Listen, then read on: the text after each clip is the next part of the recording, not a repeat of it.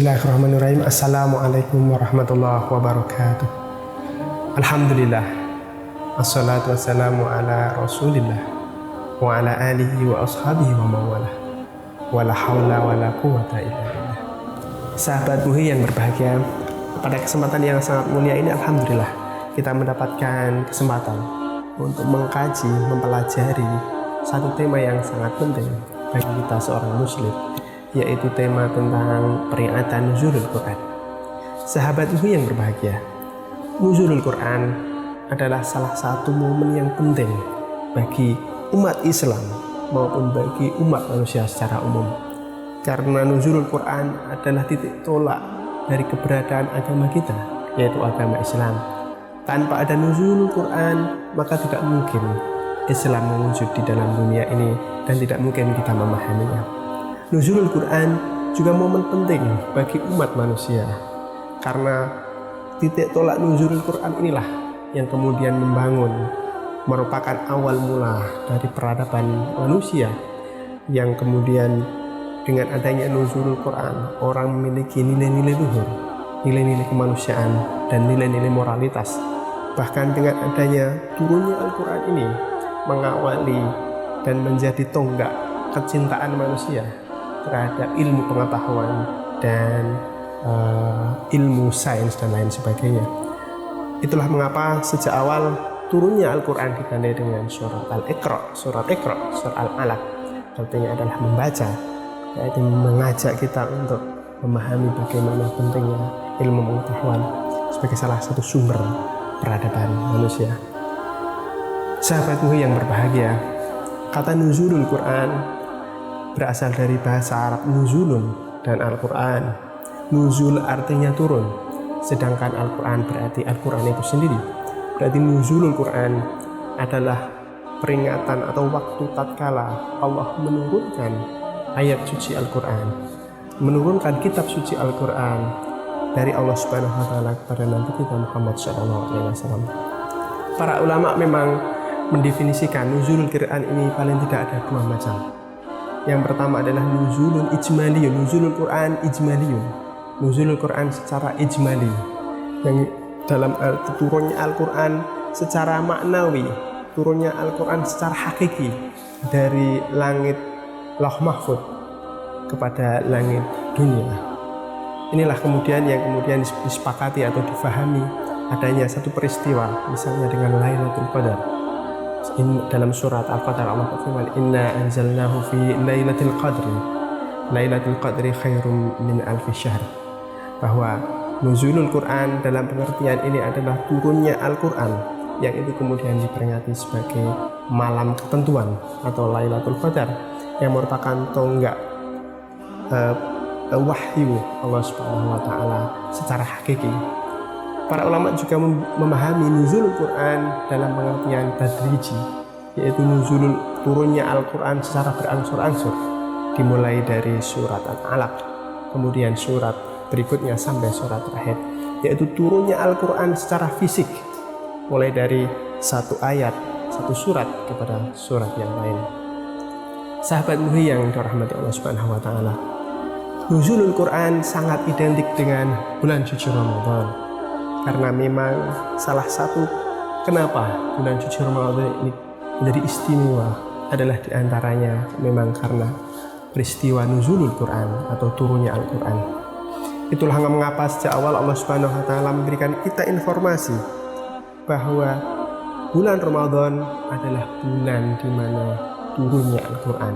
Allah Subhanahu wa Ta'ala berfirman dalam surat Al-Baqarah ayat 185, a'udzubillahi minasyaitonirrajim, syahrul Ramadan alladzi unzila fihi al-Qur'an hudan linnasi wa bayyinatin minal huda wal furqan.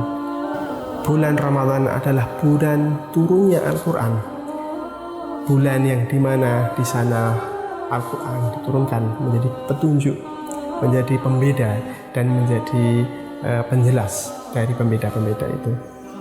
Sahabat Muhi yang dirahmati Allah, proses atau fungsi dan hakikat nuzul Quran inilah yang harus kita pahami sebagai seorang muslim. Apa yang harus kita ambil dari peristiwa nuzulul Quran? dan apa pentingnya nuzul Quran dalam kehidupan kita sehari-hari. Oleh karena itu para ulama membagi paling tidak ada 5 fungsi Al-Quran, fungsi kitab yang mulia ini kepada kita sebagai seorang muslim. Yang pertama disebutkan di dalam surat Al-Baqarah sebagaimana disebutkan tadi ayat 185. A'udzubillahi minasyaitonirrajim. Syahrul Ramadan alladzi unzila fihil Qur'an hudal linnas wa bayyinatin minal huda wal furqan. Bahwa fungsi Al-Quran adalah ada 3 sebagaimana dalam surat ini, yaitu ada 3 hal. Yang pertama adalah hudan, itu sebagai petunjuk.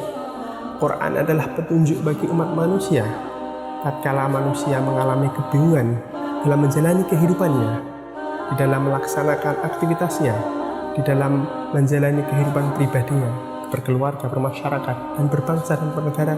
Maka Quran adalah huda, petunjuk. Fungsi yang kedua adalah wabayinat, adalah penjelas. Bahwa Al-Quran adalah menjelaskan hal-hal yang bersifat umum, kebaikan-kebaikan yang bersifat umum, kemudian dirinci dalam hal-hal yang bersifat khusus. Maka Quran menjelaskan siapa yang apa yang tidak boleh, apa yang haram, apa yang boleh, siapa yang tidak boleh dinikahi, dan lain sebagainya.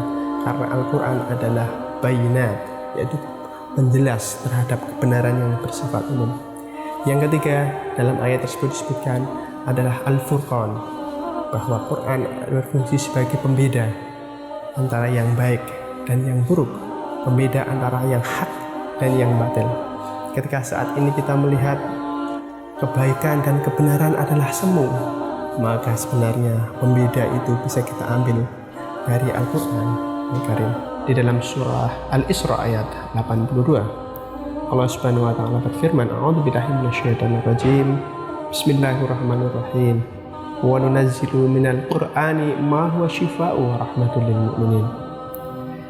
Allah berfirman dalam ayat ini bahwa tidaklah kami turunkan Al-Quran itu sebagai syifa, sebagai obat, warahmah, dan kasih sayang bagi orang-orang yang beriman. Maka hadirin yang berbahagia, sahabat Muhi yang dirahmati Allah, selain fungsi ketiga sebagai fungsi 3 yang awal, yaitu sebagai huda, sebagai bayinat, dan sebagai furqan, maka fungsi Al-Quran bagi kita sebagai seorang muslim adalah berfungsi sebagai syifa. Wa nunazzilu minal Qur'ani ma huwa syifa, yaitu sebagai obat. Al-Quran adalah obat, terutama adalah obat dari segala penyakit kejiwaan, penyakit psikis, penyakit kepribadian, penyakit mental, dan lain sebagainya. Maka sahabat Muhi yang berbahagia, tatkala saat ini kita ingin mendapatkan kesehatan rohani, kesehatan mental, maka mempelajari, membaca, memahami, menghayati Al-Quran adalah berfungsi sebagai obat terhadap berbagai penyakit kejiwaan itu. Fungsi yang terakhir adalah warahmah, sebagai rahmah bagi orang yang beriman. Maka Quran berfungsi merupakan bentuk kasih sayang Allah bagi orang yang beriman. Maka ketika kita membaca, ketika kita memahami, mengkaji, melaksanakan ayat-ayat Al-Quran, maka hakikatnya itu adalah salah satu wujud kasih sayang Allah kepada kita. Maka Allah akan mencurahkan keberkahannya, Allah akan mencurahkan kebaikannya bagi orang yang mau mempelajari dan membaca Al-Quran.